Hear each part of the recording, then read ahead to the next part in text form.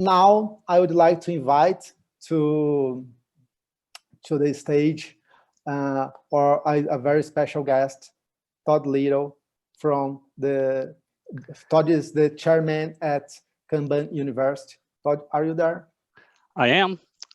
Oh, Todd, thank you to be with us today. We are very delighted to having you in the conference. All right. Thank you very much. And you see my screen? Yep. Yes, it's fine. Excellent.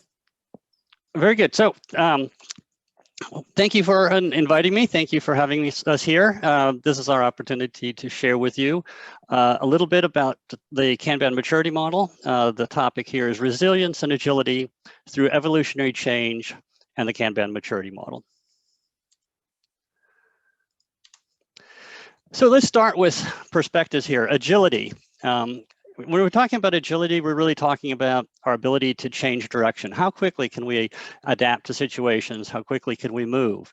And obviously, we've got a very, very strong agility movement. We've got agile trends. Agility is very critical. But there's something else that we found in our time as working with agility, something else that's really important as well. And of course, this is hitting us right now as we've hit a very major turn of events with the COVID situation. And we talk about resilience.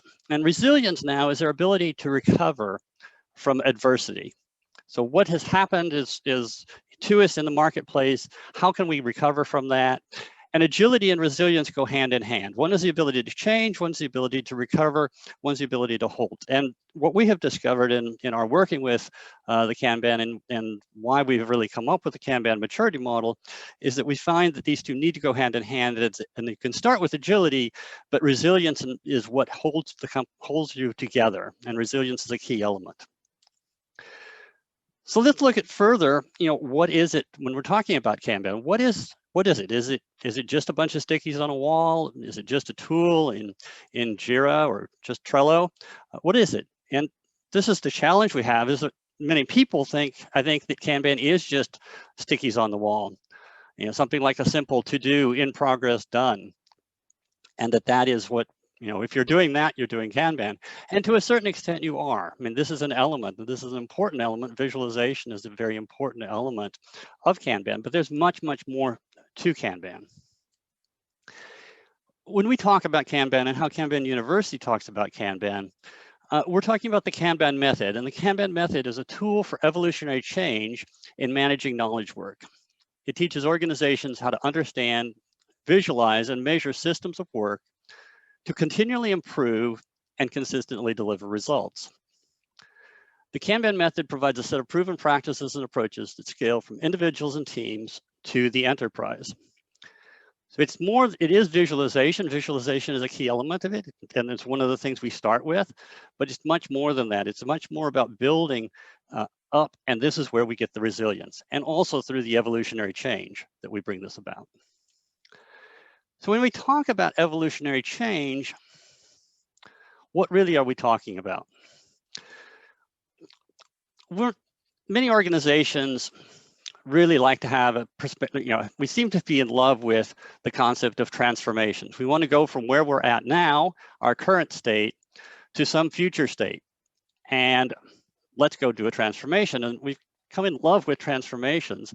I've been to organizations that had 5 or 6 transformations happening at the same time.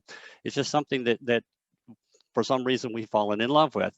And the challenge with transformations, as we all know, is that while we want to go from current state to a future state, in fact, there's a challenge that we have that we actually sometimes will get, and often will get much worse before as we change away from what we're currently doing before we get better. Virginia Satir brought this idea about many, many years ago in other change initiatives dealing with families, but we found it to be true in most change initiatives. And this is the challenge, is that because you get worse, for a period of time, there's an element of safety. Are you taking on too much of a change, which is going to actually make things significantly worse for some period of time? Do you have the patience for that change to get better? And will you ultimately be successful? This is what we challenge. We see is that many lower maturity organizations will panic under stress, and they'll take things on, things will get worse, and in that panic, they won't achieve the benefit. And in fact, the reality of many change initiatives from the PMI study, that many change initiatives fail. 16% or 18% actually really get to the future state that they're looking for. 64% are moderately effective, so they get some benefit, and 18% fail outright. The Kanban approach is different. We don't think in terms of transformations, we think in terms of evolutionary change, smaller changes and continuously smaller changes to try to avoid the failure mode of these large-scale designed and managed transformations. So what we're looking for in the evolutionary change is something that's transformative, not something that's a big transformation. This is a very important element of the Kanban method. It's about continuing to get better and learning, developing the muscles of getting better through evolutionary change and designing those experiments that keep improving. As Kanban is an evolutionary approach, we start with what you do now. It's we talk about it as the great unifier. We don't care where you're at now, because what we want to do is we want to learn what you're doing now and then design experiments to continually improve and continue that evolutionary change. So wherever you're doing now, maybe chaos, maybe waterfall, maybe you're doing Scrum or SAFe, or maybe you're doing CMMI. It doesn't really matter from a Kanban perspective. We start with what you do now, and we learn what you do now, and then we learn how to design incremental process improvements that will help evolve you to a much better state. So with that, do we really need yet another maturity model? Aren't there enough maturity models out there, and haven't they sort of come and gone their way? Certainly there's plenty of evidence of challenges with them, but some successes as well. I think the important thing, and why we came up with the Kanban maturity model, and what we wanted to do to look at it differently, is an approach that's different from traditional maturity models. Traditional maturity models tend to look at, I have some inputs, I have a set of processes that will process those inputs, and I want to get predictable outcomes and results. And in order to do that, how I'm going to get those outcomes and results and get predictability of those outcomes and results is I'm going to focus on conformance to a set of practices. If I conform to a set of practices, these so-called best practices, then I am going to get some predictable outcomes and results. And in some circumstances that works, but in many circumstances that doesn't work so well for a number of reasons.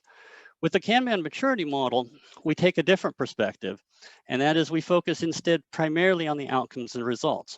Are you getting the outcomes and results you're looking for? Are these outcomes and results, are we focused on the outcomes and results that really matter to your business?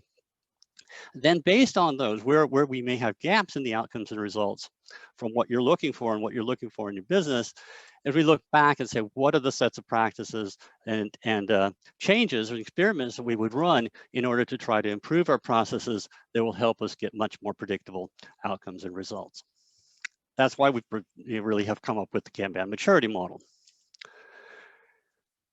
So let's look at the maturity model. It's set up as 7 layers, 7 different levels of maturity. And what we've done in the Kanban maturity model is map approximately 150 specific Kanban practices to observable business results, business outcomes, using these 7 levels of organizational maturity. What we found, and this is part of the reason for developing the model, is that the Kanban helps us to eliminate two of the most common failure modes that we see in Kanban and Agile implementations. Those 2 modes are, first, overreaching, trying to reach beyond what the organization's maturity and capabilities are, which results in causing an aborted start. And the other one is reaching a false summit plateau that fails to realize the full benefit. So some change happens, some initiatives happen, you get a little bit of benefit, and whatever the pain was that was causing the reason for that change in the first place, is no longer such a big issue. Everyone's now in a much more happy place than they were. And as a result, they get happy and content, and they no longer feel that need to change. And this is that false summit plateau. That leaves a lot of potential benefit because they're not really continuing to push and continuing to get, striving to get better and better. So if we look at this from a perspective on the J curve, what we're really talking about with overreaching is taking on too much, trying to go for things which are beyond what we're capable of, and frequently because of that overreaching, ending up failing. And the false summit plateau is getting a little bit of benefit, but then failing to take it on to the next level. So that's what we're really talking about with those two challenges. And that leads to misbenefit by not taking that on. So let's go into a little bit more depth of the Kanban maturity model. We'll start with maturity level 0, which we call ML0, oblivious. It's the my way. Every customer has their pet. It's very, very much focused on individualism. We have unpredictable and unreliable service delivery. People are just incredibly overburdened because they're just they have no structure, they have no ability to really coordinate and pull things together. They don't know what others are doing, so they're really focused on their own thing. The result of this is very clear, and we have unhappy customers. They're not getting what they want. We have unhappy managers. They're not feeling like they're getting the things that they need, and then the people are unhappy. They're overburdened. They're just overworked, and they just aren't satisfied. So, really not a happy place to be in general. But this is a commonplace. We see this. We see this a lot. But there's hope for this. There's a few things we can do. Fairly simple things we can do. First of all, we can visualize work at the team level, get beyond the individual level, start looking a little bit more at the team level, see how things are working together. We can work on limiting the work in progress. Start establishing and start stopping things, start finishing, right? Keep things moving. We can start defining initial policies. What are some of the policies that are in place that will help us understand how things will flow? And start implementing some feedback loops, like in our case, we use the Kanban meeting as a means of trying to understand how is the work flowing, and what can can be done about that. These are things which will all help take towards a level 1 maturity level. At level 1, we're much more team focused, but it's still never the same way twice, right? It's the team has some structure to it, but it's related to individual heroics and largely unconnected teams. So teams are not connected in this mode. They have created a bond as a team and figuring out how to work a little bit as a team, but definitely these individual heroics are driving a lot of it. The types of things we see from real customers. Every team reports that they deliver on their commitments, but I know that the customers are waiting longer than 6 months for delivery. And this was told to us by an Agile coach of an internet equipment manufacturer. While we were working with them, they had to say it out in the hallway because they weren't able to say it publicly, but they knew this was the case. This was what was happening. And it's the type of things we see at this level of maturity. So what's the diagnosis? What are we happening? Well, these are the types of boards we see at maturity level 1. They're team Kanban boards. So we do have we have a structure, but it's fairly lightweight. So it's a next in progress done. So, but at least we're visualizing the work at the team level, and that's a good step above from maturity level 0. But we're not really looking at the proper flow. We're not really looking at how it's all connected. So what we do as we try to, through our diagnosis, we observe that there's a lack of service orientation. We have, to the extent we have any metrics, they tend to be localized, and the objectives tend to be localized, not really across teams, pulling teams together. There's no customer recognizable work items, and there's a lack of collaboration across the service delivery workflow. So where there involves multiple teams involved in the service delivery, there's just not a lot of collaboration there. So what do we implement? Well, we start with static, the systems thinking approach to introducing Kanban. This helps us understand what's the flow look like, how are things connected, and this tool that we have in the Kanban method gives us that approach to get started as to what are we doing now and how can we start working on improving it. We start with looking at customer recognizable work item types. We built the service-oriented workflow board, and then we start looking at some simple review processes like flow review, trying to figure out how are we working and how is the flow moving in the team. Which will then take us up to a level 2, which is where we start having an aggregated team Kanban board. We have these teams in the service delivery that are connected. Each one of them has their own board that they work with, but at least we visualize them together. So we have a team 1 that's involved in the platform enhancement. We have another team here that's involved in the API development, and a third team in the mobile UI. These are all connected. We see them together, even though each one really is working on their own board. But this is taking us to a level of additional maturity, additional connectedness, and something that we can manage and get more predictability. Level 2, never the same result twice. Heroics, delays, and last-minute tension, despite the coordinated team effort. Things like I haven't looked at the lead time chart in months. The diagnosis, do we have a service delivery manager, someone who's responsible for seeing that flow is happening? Are customer expectations understood and communicated? Is there service delivery review happening? These are all the types of things we're looking at. Are there any blocker management? Is blocker likelihood and impact being reported? Is there a risk review? And then we start looking through getting some metrics. Is the lead time distribution thin or fat-tailed? And how do we manage that? If it is fat-tailed, how do we bring that in? These are the types of things we work with at this level because we want to get to predictability. We instrument and report the lead time. We make sure the service delivery manager role is there. There's a service delivery review. We focus on blocker metrics, holding a risk review, making sure that we understand a customer expectation and the fitness criteria that drives those expectations. Connecting both the flow as well as now connecting stronger and stronger to the customer. At level 3, we have a full pull system, an end-to-end pull system that we can manage and get predictability.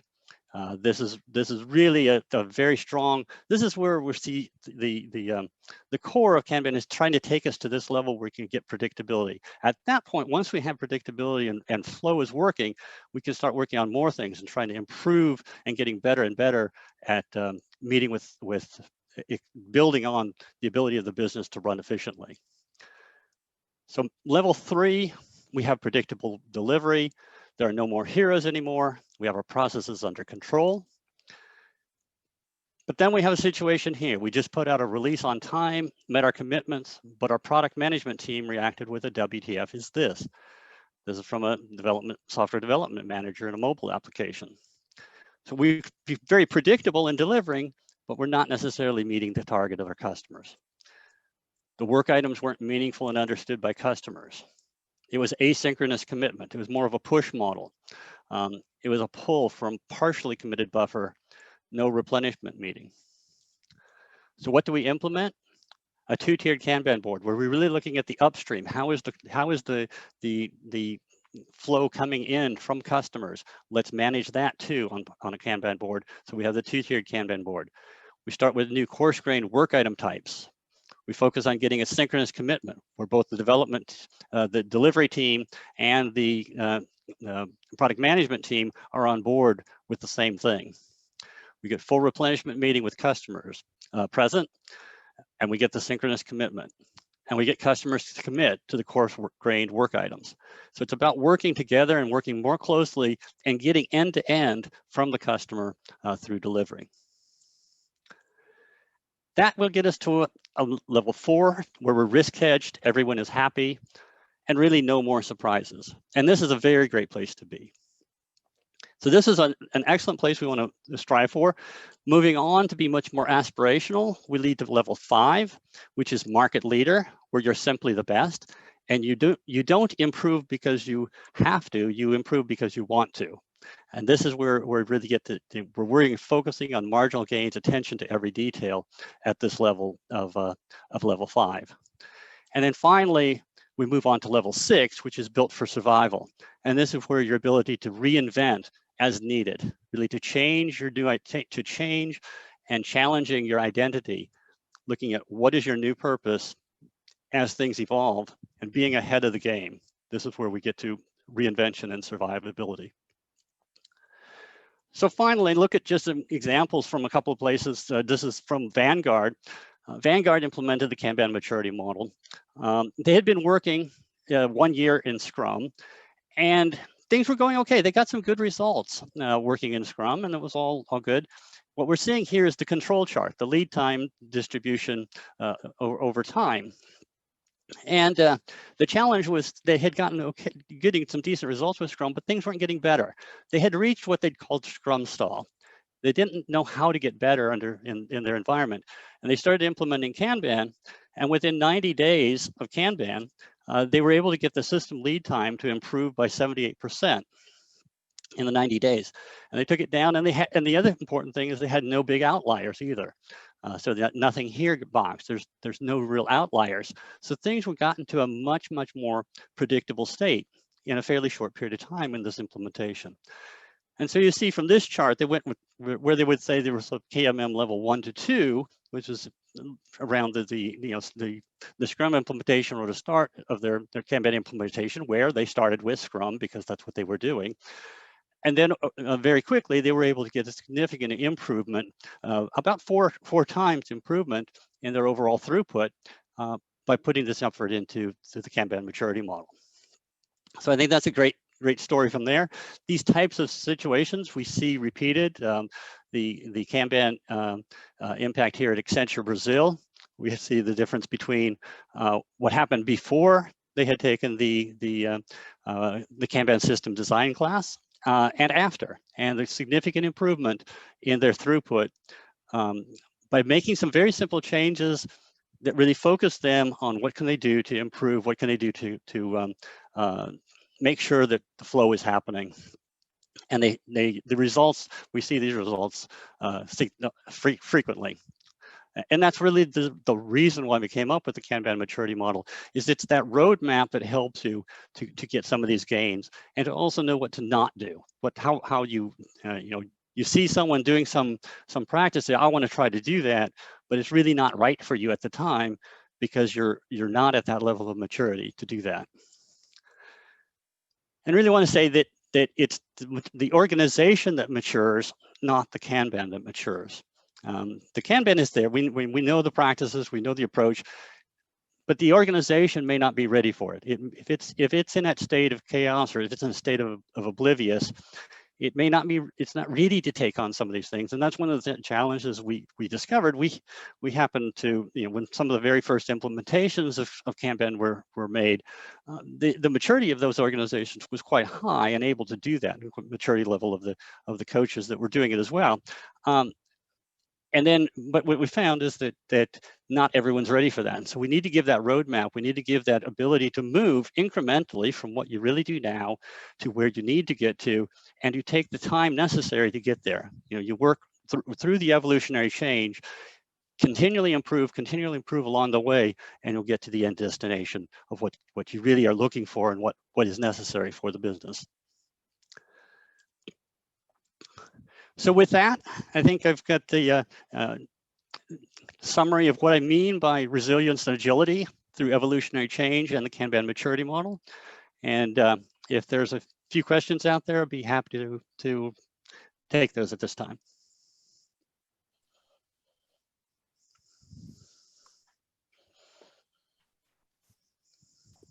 Great. Thank you, Todd. It was great to know more about the maturity model, the Kanban maturity model, and know your vision about the levels. I think we have a few questions here. Let me take one of them. This is one. How to deal with the situation where we have the concentration of knowledge in specialists inside the teams? How to evolve from this situation? Yeah, so it's not unusual, and in the Kanban approach, we acknowledge the importance of specialists and the realization that there will be specialists involved.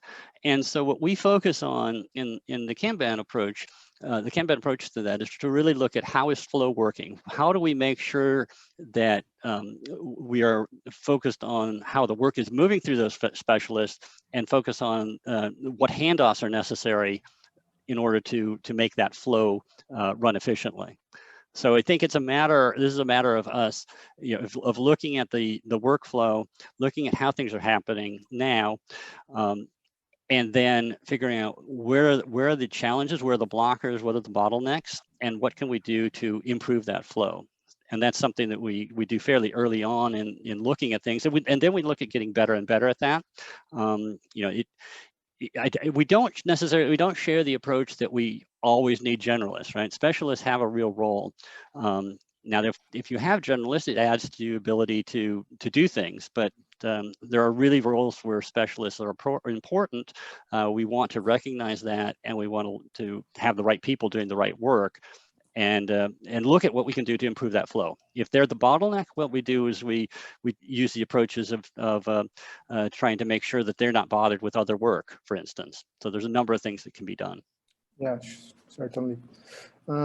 Great. Another question here. This I think was a simple one, but the answer is never simple. And how long it takes to a team change for a level 1 to the next level? It varies from organization to organization. I think you saw that example in Vanguard where they got some fairly substantial results in 90 days.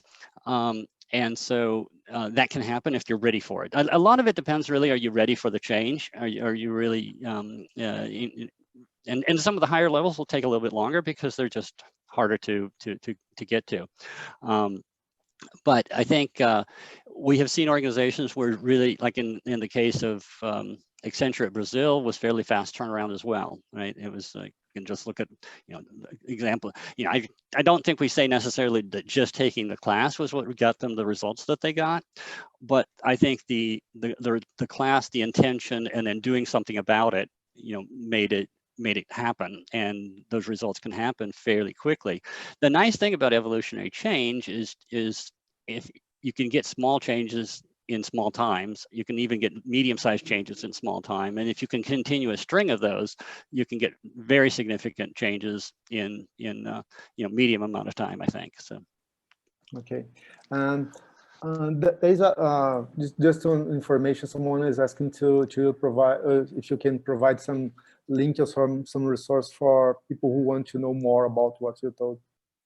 Yeah, but certainly the Kanban.university website has links. We also have some freely downloadable publications. The Essential Kanban Condensed Guide. There's a number of good sources. Certainly can reach out to us, info@kanban.university, and or reach out to me directly, whatever, and we will get you connected up. Great. Yeah. And another question now about the first topic you told about resilience and agility. What do you think is the role that each individual have to have in the organization in order to make the organization evolve towards agility and resilience? Yeah, so I think there's a number of things going there. One is the really the commitment to be that, right? The commitment to do what it takes to acknowledge there will be change and acknowledge that there will be adversity that we have to deal with. And I think sometimes what we get complacent and say, well, that's somebody else's job to do that.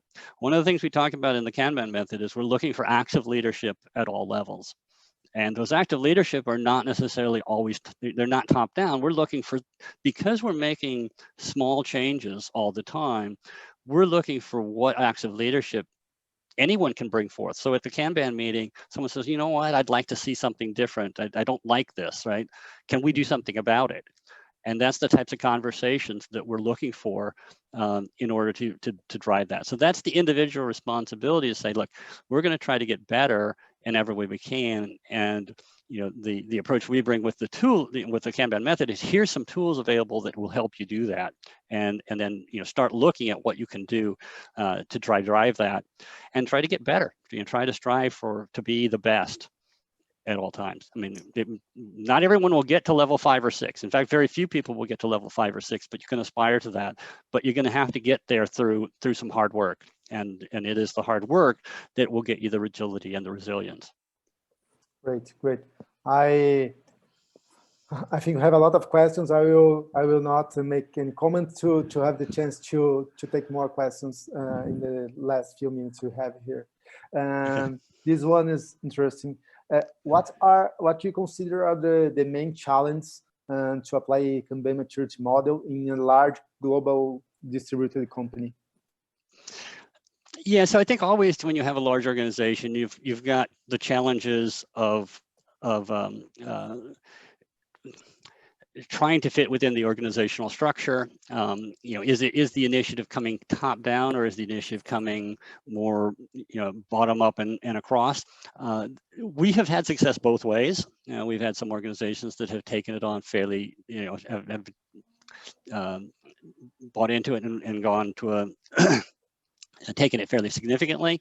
We've had others that have, so Vanguard started in a pretty good way. I mean, they had good organizational support. They didn't take it on all at once. Again, this is evolutionary change. They took on about 20 teams. They started working with them, and it started working really well. We've also had a good result with BBVA. And these two case studies are on our website. Both the Vanguard and the BBVA case studies are on the website, and you can see. Obviously, I know with the market, with the Spanish market here, BBVA is well known, and they've done a really good job of. It was one of our earliest implementations. The Kanban maturity model. Teodoro Bosova has been one of the authors of the book, has been using that as a case study, and we've seen some very good results there, where they have started in one department and then have migrated it and looking at more and more departments in the organization. So it is this evolutionary change. It's not this big bang top down. If we have organizational support, you can take on more, but then when you take on more, you take it slower across the board. Right? You work at you work at what's appropriate and not try to take on too much. So that's the big challenge. Yeah, and this evolution has a connection with another question here. That is, how can Kanban method drive business agility inside the company? Oh, how can it? Well, so I think one of the things we do is we're trying to connect the flow all the way from understanding what the needs are, what are the customer criteria, what are the fitness criteria, what are we really trying to do as an organization, and our identity as an organization. So we're trying to connect all of that together. It's one of the things that we've really done in the Kanban method.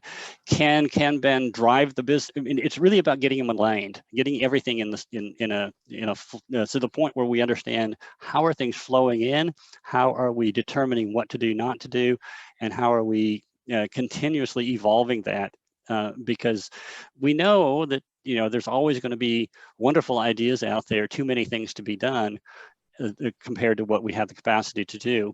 We can increase the capacity, but a lot of time what we have to do is really focus. I mean, we get our most value by focusing and by restricting what we do to the key elements. So it's about getting that balance, balancing the demand and capacity, keeping flow happening. And I think Kanban can be that approach that helps keep that flow balanced, right? That's what we're really trying to do, is keeping the things balanced, because if we can get to that point, we have much more predictability, much more ability to be both agile and resilient. Great. And this one is from Marcelo Fortino. Is it effective to apply just for a project instead of for the whole organization? You can, yes, absolutely. Yeah, no, absolutely. We look at how do we evolve our Kanban, and it can be at at a service, it can be at a team level, at a service level, at a department, at an organization level. So absolutely, it's quite scalable in that sense. It's a roadmap, a guide that helps us understand where are we at, what's realistic for us to try to take on. Are we meeting the outcomes we're really looking for? And if not, where are the gaps and what might we do about it? Great, great. Yeah, and the second edition of the book is just out, brand new, out, the Kanban Maturity Model book, and that's another resource that can be accessed. Great, great. Todd, I would like to say thank you very much for being with us today. And if you have a final message to everybody who is with us today, it would be great. I think the message, that's a good question. I think it's all about trying to get what's right, and that's what the Agile trends are. I mean, agility is about trying to do the right thing for the business, trying to be able to adapt to situations like we have now.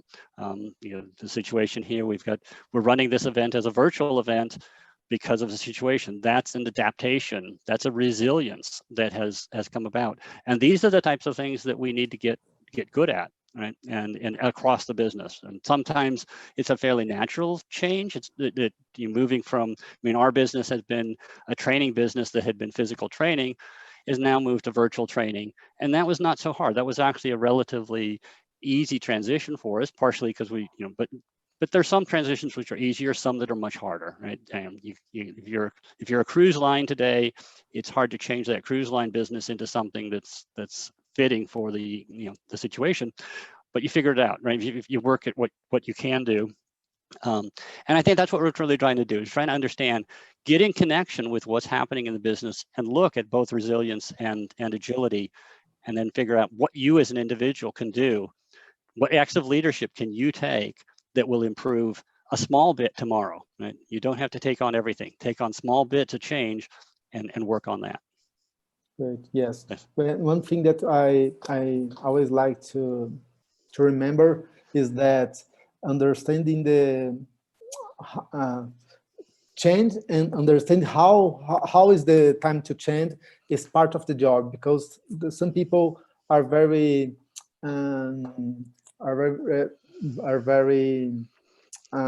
they don't like just don't like to be uncomfortable in different situations, but sometimes you have to move forward and not to stay in the same conditions, since the role environment changed. Yep, no, excellent. Yeah. Todd, I would like to say thank you very much, and I hope you'll be with us in the next editions you have in the future, certainly in Brazil, in Spain, and in other places where we run the conference. No, excellent. Thank you for having me, and thank you for organizing this. Really did an excellent job. Thanks. Thank you very much. Okay, thanks.